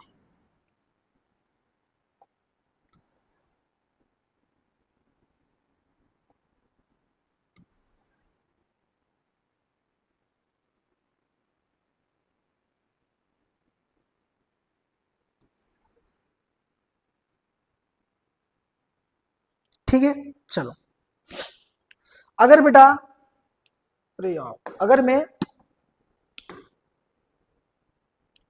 इस वाले एक्सिस पे करंट को लेता हूं, अगर मान लो कि मैं करंट को रिप्रेजेंट करूं, अगर फेजर, एक फेजर डायग्राम से अपन इसको समझ रहे हैं, पूरे सर्किट को अपन कैसे समझेंगे बेटा, ओनली फेजर डायग्राम से, ठीक है। तो अगर मान लो कि इस वाले एक्सिस पे मैं करंट को लेता हूं, ठीक है, तो जो प्योर कैपेसिटर, जो कैपेसिटर में जो करंट, जो कैपेसिटर अगर प्योर कैपेसिटर होता है ये सर्किट, तो जो इसका जो करंट होता वो कहाँ होता, पहली बात तो ये समझते हैं अपन। तो अगर सिर्फ वहां पे बात करें तो जो करंट होता वो हमारा क्या होता, लीड करता, क्या करता बेटा, लीड करता, ठीक है। और तो यहां पर हमारा क्या आ जाएगा, आई, कौन सा वाला, सी वाला, ठीक है। Current flow in the capacitor, या करंट तो वैसे सभी जगह सेम फ्लो होगा, तो अपन एक काम करते हैं, इसको ऐसे नहीं लिखते हैं। अगर मैं बात करूं तो नॉर्मली अगर करंट यहाँ है तो पोटेंशियल ड्रॉप जो होगा कैपेसिटर के अक्रॉस वो कहाँ हो जाएगा, पीछे हो जाएगा, पोटेंशियल डिफरेंस से रिप्रेजेंट करता है, क्योंकि करंट तो सर्किट सीरीज कनेक्शन है, वो तो सेम हो जाएगा, आप थोड़ा कंफ्यूज हो जाओगे, है ना। तो हम क्या करते हैं, यहाँ पर पोटेंशियल को रिप्रेजेंट करते हैं। तो अगर मैं रजिस्टर के अक्रॉस पोटेंशियल ड्रॉप देखूंगा तो वो तो सेम रहेगा करंट के फेज में, तो रजिस्टर के अक्रॉस होने वाला पोटेंशियल ड्रॉप तो क्या होगा बेटा, सेम फेज में होगा, किससे, किससे सेम फेज में होगा, करंट से। लेकिन जो पोटेंशियल ड्रॉप होगा कैपेसिटर वाला वो क्या होगा बेटा, लेगिंग करेगा, क्योंकि वहां पर आपने देखा करंट लीड करता है, ठीक है। लेकिन अगर मैं बात करूं इंडक्टर के अक्रॉस पोटेंशियल ड्रॉप का, तो बेटा वो potential drop across the inductor जो होगा वो क्या करेगा बेटा, लीड करेगा, तो हम इसको क्या लिखेंगे, वी एल, ठीक है, क्या लिखेंगे बेटा, वी एल। और इसको हम थोड़ा सा यहाँ से इसको करेक्ट कर देते हैं, इसको हम क्या लिखेंगे बेटा, वी सी, वी सी, ठीक है।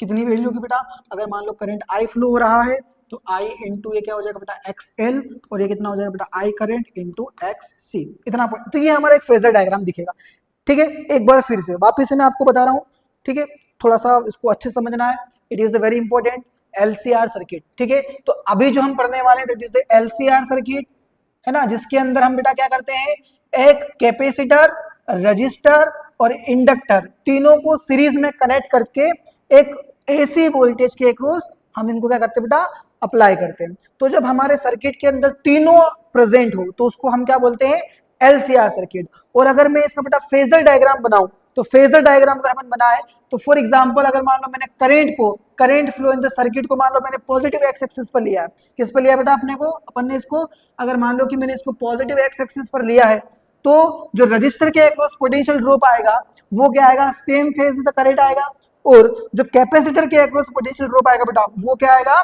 लेगिंग करेगा करंट से, और इंडक्टर वाला जो पोटेंशियल ड्रॉप होगा वो क्या करेगा बेटा, करंट को लीड करेगा, ठीक है। तो अगर मान लो कि हम इनके रेजिस्टेंस की बात करें, तो अगर हम इनके रेजिस्टेंस की बात करें तो आप देख रहे होंगे कि यहाँ कहीं इसका रेजिस्टेंस, अगर इस रेजिस्टेंस की बात करें तो इसको मान लेते हैं अपन XL और इसका रेजिस्टेंस मान लेते हैं अपन XC और ये हमारा रेजिस्टेंस इसके अक्रॉस क्या हो जाएगा मान लो XR। ठीक है बेटा, तो अगर मैं इन दोनों का पोटेंशियल ड्रॉप कंबाइन करवाऊं, दोनों का बेटा मैं क्या करूं, टोटल इन दोनों की वजह से जो टोटल पोटेंशियल ड्रॉप अगर मैं कंबाइन करवाऊं तो इन दोनों के थ्रू जो टोटल पोटेंशियल ड्रॉप आना चाहिए बेटा वो कितना आना चाहिए, तो sir it is the vector, तो हमारा जो वेक्टर सम होना चाहिए, तो टोटल पोटेंशियल ड्रॉप जो आना चाहिए इस y एक्सिस के अलोंग वो कितना आना चाहिए, along the y axis that is equals to VL minus VC, कितना आना चाहिए बेटा, VL माइनस VC। तो अगर मैं करंट I फ्लो हो रहा है सर्किट के अंदर तो बेटा हमारा जो नेट आना चाहिए Z जो आना चाहिए बेटा यहाँ से, या Z नहीं बोले अभी थोड़ी देर के लिए इसको मान लो कि अपन थोड़ी देर के लिए इसको R डैश बोल देते हैं, तो वो कितना आना चाहिए बेटा, R डैश कितना आना चाहिए अपना I into XL minus I into XC। ठीक है, तो जो z एक्सिस के सॉरी y एक्सिस के अलॉन्ग हमारा जो टोटल रेजिस्टेंस आएगा दैट इज इक्वल्स टू, देखो i से i बेटा क्या हो जाएगा, कैंसल आउट हो जाएगा, i से i बेटा क्या हो जाएगा अपना कैंसल आउट हो जाएगा, तो हमारे पास में जो y एक्सिस वाले पे जो रेजिस्टेंस दिखेगा बेटा तो वो कितना दिखेगा, XL माइनस XC, कितना दिखेगा बेटा XL माइनस XC। सर आपने XL माइनस XC क्यों किया, आपने XC माइनस XL क्यों नहीं किया, हमें तो दोनों को जोड़ना, तो बेटा आपकी मर्जी है, आपने इसको पॉजिटिव ले लिया इसको आपने नेगेटिव ले लिया, तो जब आप दोनों का सम करोगे टोटल तो ये पॉजिटिव और ये नेगेटिव तो अपने आप दोनों कहाँ चले जाएंगे, डिफरेंस में चले जाएंगे। आगे बात समझ में, ठीक है, तो हम जो VL पे अगर देखें तो अगर मान लो VL पर XL रेजिस्टेंस है, VC के अक्रॉस आपका XC रेजिस्टेंस है, तो आपका जो टोटल Y एक्सिस के अलोंग रेजिस्टेंस दिखेगा आपको फेजर डायग्राम से, कहां से दिखेगा बेटा, फेजर डायग्राम से। अगर आप टोटल रेजिस्टेंस देखोगे यहाँ पर फेजर डायग्राम से, तो आपका जो फेजर डायग्राम से टोटल रेजिस्टेंस दिखेगा वो कितना दिखेगा बेटा, तो अगर अपन देखें तो कुछ इस तरीके से दिखेगा, एक नेट रेजिस्टेंस आपको मिलेगा, नेट पोटेंशियल ड्रॉप आपको मिलेगा that is equals to VL minus VC, और वहां से अगर अपन रेजिस्टेंस की बात करेंगे तो that is equals to XL minus XC। ठीक है बेटा, और इधर कितना मिलेगा आपको, R मिलेगा। तो जब अपन इन दोनों वेक्टर का नेट निकालेंगे, अभी हमने इन दोनों का नेट निकाला है जो सेम एक्सिस पर है, जब हम इसके साथ नेट निकालेंगे तो दोनों वेक्टर बेटा तो हमारे पास में एक रिजल्टेंट आएगा और यही हमारा क्या होगा, टोटल रेजिस्टेंस, क्या होगा बेटा हमारा टोटल रेजिस्टेंस, जिसको हम क्या बोलेंगे बेटा, इंपीडेंस, क्या बोलेंगे, इंपीडेंस। और इस इंपीडेंस टोटल रेजिस्टेंस को अपन कैसे रिप्रेजेंट करते हैं, Z से, तो Z कितना होगा बेटा, तो A square plus B square plus 2AB cos theta, और दोनों के बीच का एंगल थीटा अगर अपन देखें तो 90 डिग्री है, तो 2AB कोस थीटा कितना हो जाएगा बेटा, 0। तो हमारे पास में जो इंपीडेंस आएगा वो कितना आएगा, टोटल A का स्क्वायर है ना, A का स्क्वायर, A का स्क्वायर, A का स्क्वायर प्लस B का स्क्वायर, ठीक है, और 2AB कोस थीटा कितना हो जाएगा बेटा, 0।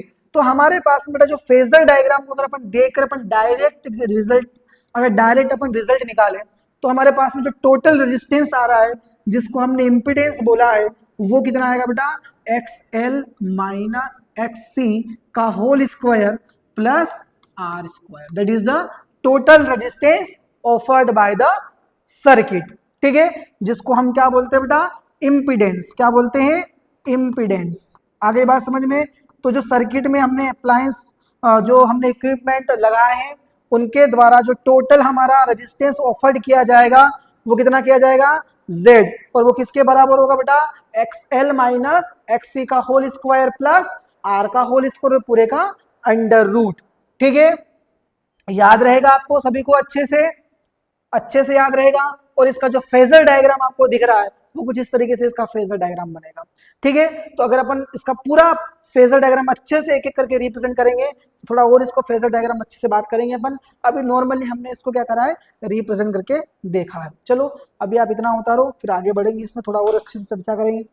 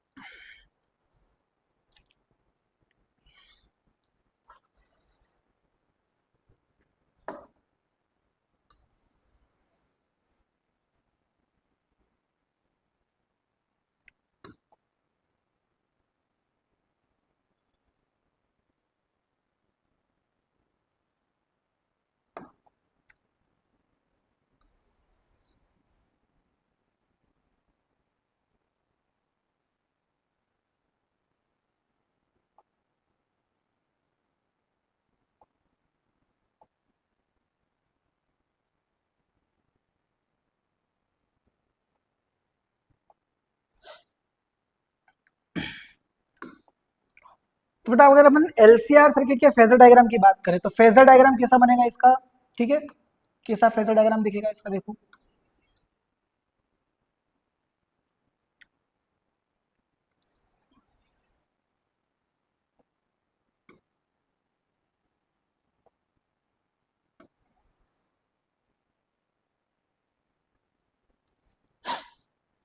यहां पर अपना एक्स एक्सिस वगैरह अपन मान लो क्या लेते हैं, करंट को लेते हैं, आई करंट को, ठीक है। तो यहां पर हमारा क्या आ जाएगा बेटा, VC, यहाँ पर हमारा क्या आ जाएगा बेटा, VL। तो जो हमारा नेट पोटेंशियल आएगा तो वो कितना आ जाएगा, कहीं ना कहीं यहाँ आ जाएगा VL माइनस VC, ठीक है बेटा। और ये रजिस्टर वाला हमारा पोटेंशियल हो जाएगा, इसको अपन क्या बोल देंगे, VR। तो जब अपन नेट पोटेंशियल निकालेंगे बेटा तो नेट पोटेंशियल कहाँ आएगा, यहाँ कहीं पर, ठीक है। नेट पोटेंशियल कहाँ आ जाएगा बेटा अपना, यहाँ ऐसे, ठीक है। तो इसको हम क्या बोल देंगे, VL माइनस VC का होल स्क्वायर प्लस IR, नहीं VR का होल स्क्वायर,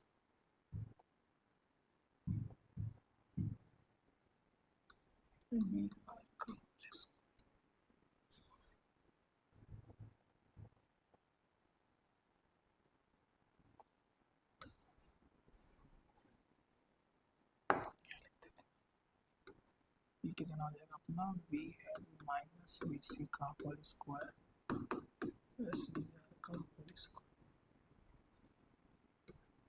ठीक है। और यहाँ हमारा क्या हो जाएगा बेटा, टोटल करंट, ये हमारा I हो जाएगा। तो इन दोनों के बीच के एंगल को हम क्या बोलेंगे, फाई, ठीक है। तो ये अब हमारा एलसीआर सर्किट के अंदर जो हमारा नेट वोल्टेज आया बेटा वो यहाँ कहीं है ना। अब देखो अगर VL ज्यादा होगा तो VL ज्यादा होगा तो वो VC अगर कम होगा और VL ज्यादा होगा तो वो इन दोनों में कौन ज्यादा डोमिनेंट होगा, इंडक्टर। तो इंडक्टर वाले केस में क्या होता है, पोटेंशियल लीड करता है, तो ऑब्वियसली हमारे यहाँ पे जो टोटल पोटेंशियल होगा वो क्या करेगा, करंट से लीड करेगा। लेकिन अगर मान लो कि कैपेसिटर ज्यादा डोमिनेंट रहा, कैपेसिटर अगर कैपेसिटर के अक्रॉस ज्यादा पोटेंशियल ड्रॉप है तो ये डोमिनेट करेगा, तो ऑब्वियसली हमारा जो VC VL माइनस VC है वो कहाँ रिजल्टेंट देगा, नीचे की तरफ। तो ये जो रिजल्टेंट है ये कहाँ जाएगा, नीचे। तो अब हमारा क्या हो जाएगा, वोल्टेज क्या करने लग जाएगा, लेगिंग करने लग जाएगा। तो जब अगर हमारा इंडक्टर डोमिनेंट रहेगा, हमारा प्योर थोड़ा कैपेसिटर से इंडक्टर ज्यादा डोमिनेंट अगर रहेगा तो हमारा जो सर्किट है बेटा उसमें फेस कहाँ बनेगा, ऊपर। लेकिन अगर कैपेसिटर डोमिनेंट रहेगा तो फेस कहाँ बनेगा बेटा, नीचे। तो अपने आप समझ में आ जाएगा कि लीडिंग करेगा या फिर लेगिंग करेगा। आगे बात समझ में। तो अगर अपन इसका फेजर डायग्राम देखिए तो बेटा ये फेजर डायग्राम होगा इसका, ठीक है। ये अपना फेजर डायग्राम होगा किसका, एलसीआर सर्किट का, ठीक है। और ये जो हमारा फाई है बेटा that is the phase difference, क्या है बेटा, phi phase difference between, phase difference between V and I। किसके बीच में फेज डिफरेंस बेटा, ये V एंड I के बीच में। अगर मैं ये फेज डिफरेंस निकालना चाहूं तो कैसे निकालूंगा फेज डिफरेंस, कैसे निकालूंगा फेज डिफरेंस, तो हम लिखेंगे tan phi is equals to perpendicular बेटा, परपेंडिकुलर वैल्यू कितनी होगी, परपेंडिकुलर वैल्यू ये, परपेंडिकुलर वैल्यू कितनी होगी बेटा ये, so that is equals to X X L minus X C. या फिर अगर अपन नॉर्मल इससे ही देखें तो हम इसको बेटा क्या लिखेंगे, देखो इसको मैं एक एक चीज करके बता रहा हूँ आपको, बिल्कुल सिंपल सिंपल एक एक पॉइंट टू पॉइंट बता रहा हूँ। V L minus V C by V R, circuit में करंट तो सेम होता है तो आई को अगर अपन कांस्टेंट ले लें और बाहर कर दे तो I X L minus X C by इसको हम क्या लिखेंगे आई आर। तो बेटा यहाँ से हमारा क्या आएगा, X L minus X C by R. तो जो टेन फाई का जो हमारे पास में फॉर्मूला निकल के आएगा that is equals to X L minus X C by R. It is the very very important formula, ठीक है बेटा। ये याद रखना है कि जब हम एलसीआर सर्किट लगाते हैं, जब हम क्या करते हैं बेटा, एलसीआर सर्किट लगाते हैं तो हमारा जो वोल्टेज है और जो हमारा करंट है उन दोनों के बीच जो फेज डिफरेंस होगा वो tan phi is equal to कितना होगा, X L minus X C by R, ठीक है। और अगर एक्स एल और एक्स सी दोनों आपस में बराबर हो जाएंगे बेटा तो टेन फाई क्या हो जाएगा, so that is equal to zero. तो हमारा जो पूरा सर्किट है उसके अंदर ओनली क्या रहेगा, रेजिस्टेंस। हमारा जो XL का इफेक्ट है वो XC क्या कर देगा, कैंसल आउट कर देगा। तो हमारे पास में जो प्योर जो सर्किट दिखेगा वो कैसा दिखेगा, एज अ प्योर रजिस्टर। ठीक है, चलो तो ये आपको याद रखना है। यहां से एलसीआर सर्किट से अपने को क्या क्या याद रखना है बेटा, एलसीआर सर्किट से हमें पता होना चाहिए कि फेजर डायग्राम क्या होता है, और फेजर डायग्राम से ही हम सीखते हैं कि फेज दोनों के बीच में क्या होगा, नेट पोटेंशियल और नेट करंट के बीच में फेज क्या होगा, हमारा इंपीडेंस का फॉर्मूला क्या होता है, ये हमें पता होना चाहिए। आगे बात समझ में। तो अगर हम नॉर्मल बात करें, अगर अपन आगे चले तो पावर लॉस की बात करें अगर अपन एलसीआर सर्किट में, तो हमारे पास में जो पावर लॉस आएगा, पावर लॉस बेटा वो कितना आएगा देख लेते हैं एक बार। तो जो पावर लॉस आएगा बेटा, हम अगर मैं आपको एक पावर लॉस का एलसीआर सर्किट में बिल्कुल सीधा सा फॉर्मूला बताऊं, तो आप इस फॉर्मूले को लिख लो कि पावर लॉस जो होता है that is equals to V R M S into R R M S into cos phi. ठीक है बेटा, ये हमारा क्या होता है, पावर का फॉर्मूला होता है। सर ये कैसे निकाला आपने, सर ये आपने कैसे निकाला, देखो कैसे निकाला, देख लो इधर। अगर मान लो कि हमारा करंट, अगर मान लो कि हमारा जो करंट है बेटा, है ना, वो आई के साथ में, और हमारा जो वोल्टेज है बेटा वो यहाँ कहीं है फाई एंगल बना के इस तरीके से। ठीक है, तो P इज इक्वल्स टू हम क्या लिखेंगे बेटा, V इंटू आई लिखेंगे। ठीक है, तो P इज इक्वल्स टू, अगर मान लो इसको हमने दे रखा है आई नॉट साइन ओमेगा टी, इसको हमने दे रखा है आई नॉट साइन ओमेगा टी, तो मैं इसको क्या लिखूंगा बेटा, इसको क्या लिखूंगा मैं, कोस ओमेगा टी प्लस फाइव, ऐसे कुछ लिखूंगा, कोस ओमेगा टी प्लस फाइव।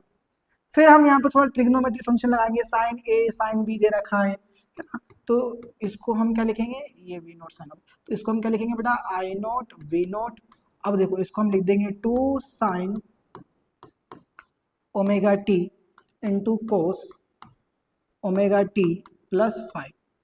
ठीक है, 2 से मल्टीप्लाई कर दिया, 2 से डिवाइड कर दिया, तो P इज इक्वल टू क्या आ जाएगा बेटा अपने पास में, I not V not by two, और ये हमारा एक फॉर्मूला बन गया टू साइन ए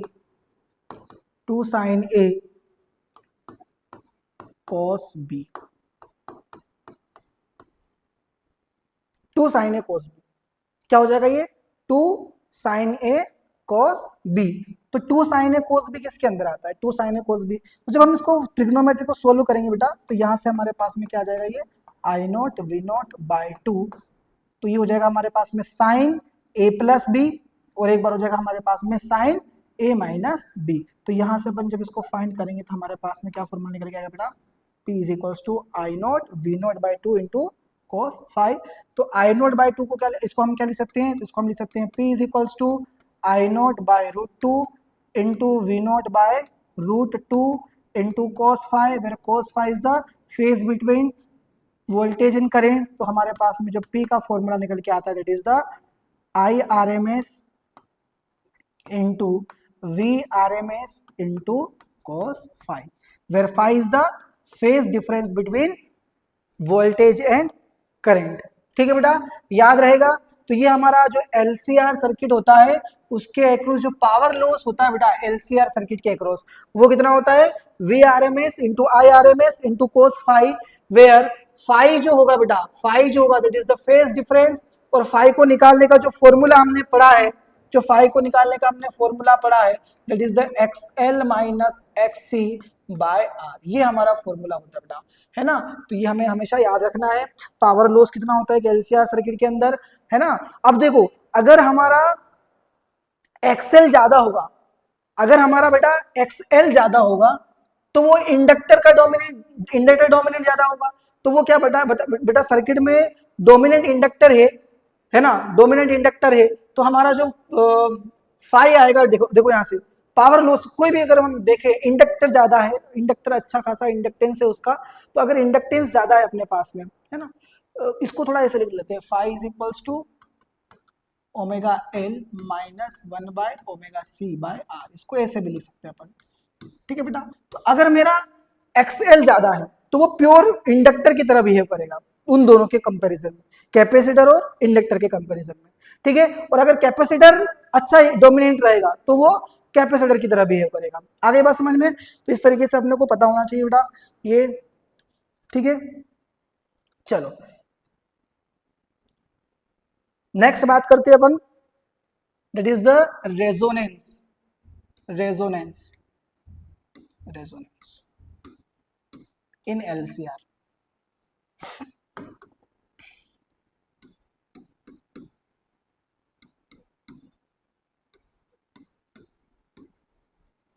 इन एलसीआर सर्किट, रेजोनेंस पर अगर अपन बात करें बेटा, ठीक है। तो क्या होता है रेजोनेंस? तो रेजोनेंस का मतलब होता है जब हमारा XL XC दोनों आपस में क्या हो जाए बेटा, बराबर हो जाए। तो जब XL और XC दोनों आपस में बराबर हो जाते हैं तो हमें क्या मिलता है बेटा, रेजोनेंस। रेजोनेंस का मतलब क्या होगा, हमें अल्टरनेटिंग करंट की जो वैल्यू मिलेगी बेटा वो पिक वैल्यू मिलेगी एलसीआर सर्किट के अंदर। मतलब जब रेजिस्टेंस बिल्कुल कम हो जाए और हमारा जो करंट है वो मैक्सिमम हो जाए, और वो कंडीशन कब आती है बेटा, जब हमारा एक्सएल किसके बराबर हो जाए, एक्ससी के बराबर हो जाए, तो उसको हम क्या बोलते हैं, रेजोनेंस इन एलसीआर सर्किट। तो रेजोनेंस इन एलसीआर सर्किट अगर अपने चाहिए तो हमारा एक कंडीशन होना जरूरी है कि एक्सएल किसके बराबर होना चाहिए बेटा, एक्ससी के बराबर। रेजोनेंस मतलब the condition when we get maximum current, क्या मिले बेटा अपने को, the condition when we get maximum current, we get maximum current and minimum resistance। जब हमारे सर्किट में मैक्सिमम करंट हो और मिनिमम रेजिस्टेंस हो तो उस कंडीशन को बेटा अपन क्या बोलते हैं, रेजोनेंस कंडीशन। और वो कब होता है हमारा, जब हमारा XL किसके बराबर हो बेटा, XC के बराबर हो। XL को हम क्या बोलते हैं बेटा, ओमेगा L, XC को हम क्या बोलते हैं बेटा, 1/ωc। मतलब आपका यहां से omega L into omega C बराबर 1 होना चाहिए, तो ओमेगा स्क्वायर बराबर 1/LC होना चाहिए। तो आपका जो एंगुलर फ्रीक्वेंसी हो बेटा वो कितना होना चाहिए, इतना होना चाहिए। तो जब आपका जो मेन सोर्स है उसका एंगुलर फ्रीक्वेंसी अगर 1/√LC के बराबर हो, मतलब इस वाली पर्टिकुलर फ्रीक्वेंसी के बराबर हो, इस वाली पर्टिकुलर फ्रीक्वेंसी के बराबर हो, तो आपका क्या मिलेगा बेटा, रेजोनेंस मिलेगा। इसको हम क्या बोलते हैं बेटा, नेचुरल फ्रीक्वेंसी। नेचुरल फ्रीक्वेंसी बेटा वो फ्रीक्वेंसी जहां पर रेजोनेंस मिलता है उसको हम क्या बोलते हैं, नेचुरल फ्रीक्वेंसी। वो फ्रीक्वेंसी जहां पर हमें क्या मिलता है, रेजोनेंस, उसको हम क्या बोलते हैं, नेचुरल फ्रीक्वेंसी।